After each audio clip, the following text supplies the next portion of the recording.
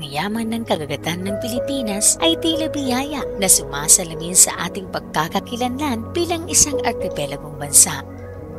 Gayunpaman, sa kabila ng masaganang likas na yaman, nananatiling hamon ang pagsigo ng pangmatagalang kabuhayan para sa mga Pilipino, lalong-lalo na sa ating mga mangingisda. Sa 17 rehiyon ng Pilipinas, ang Silangang Visayas ang panglima sa pinakamahirap na rehiyon.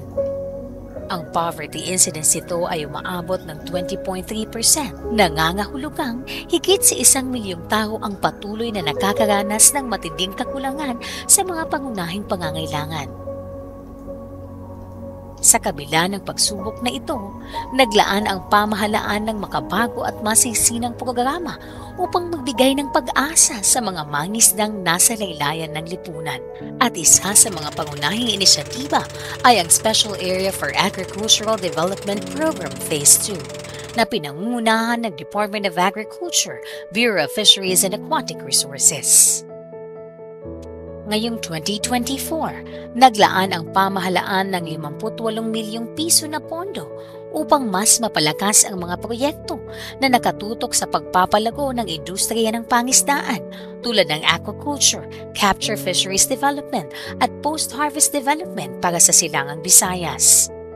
Sa kasalukuyan, ang programa ay may kabuuang 69 na asosasyon ng mga mangingisda sa mga probinsya ng Biliran, Leyte, Southern Leyte, Samar, Eastern Samar at Northern Samar na nabigyan na ng proyekto tulad ng bangus in cage, tilapia in ponds, seaweed production, raft oyster culture with aquasilviculture, siganids culture, lambaklad, deep sea and shallow water payaw, provision of fishing gears and paraphernalia at post-harvest materials. Sa ikalawang taon ng implementasyon nito, makikita ang mga konkretong resulta ng mga tulong na natamo ng mga asosasyon ng mga mangingisda. Isang magandang halimbawa ng tagumpay ay ang Pangina Fisherfolk Association mula sa Hipoglós, Eastern Samar. Sa simula, hindi naging madali para sa Pangina Fisherfolk Association ang pagbuo ng kanilang grupo, lalo na't iba't iba ang kanilang mga pananaw at paniniwala. Ngunit sa pamamagitan ng tulong mula sa SAAD, nagkaroon sila ng mas malinaw na direksyon. Sa ngayon, matagumpay nilang pinaunlad ang kanilang proyekto na bangus in HDPE cage. Sa loob ng 2 taon, nakapagpundang na sila ng 2 bamboo cages, nakapag-stock ng karagdagang fingerlings at nakapag-ipon sa bangko upang higit pang mapaunlad ang kanilang inisyatiba. Ang kanilang tagumpay ay isang patunay ng lakas ng komunidad at ng maayos na pagsasanay at gabay mula sa pamahalaan. Isa pang halimbawa ng tagumpay ay ang Baso Fisherfolk Association mula sa Kabugkayan, Biliran.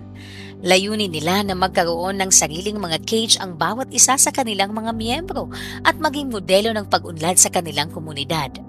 Sa kasalukuyan, mayroon na silang 2 unit ng cages para sa kanilang mga bangus at patuloy nilang pinapalago ang kanilang proyekto. Sa mga pagsasanay at makabagong kaalaman mula sa SAAD, higit nilang naintindihan ang tamang pamamahala ng kanilang kita, kaya't nakapag-ipon sila mula sa kanilang mga ani. Ang kanilang tagumpay ay nagsilbing inspirasyon sa kanilang buong barangay.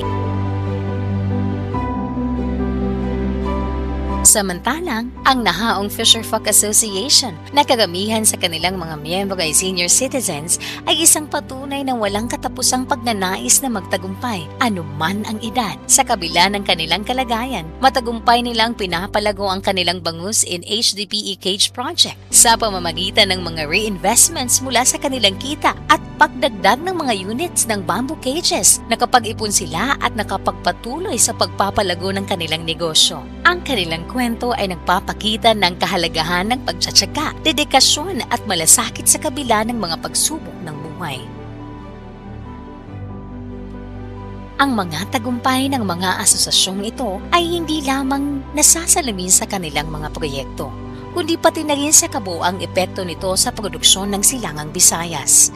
Sa pamamagitan ng mga proyektong pinondohan ng SAAD Program Phase 2, tumaas ang produksyon ng mga pangunahing commodity sa rehiyon. Tinatayang umabot sa 145 tonelada ang nadagdag na produksyon mula sa mga mangingisda at kanilang mga pamilya.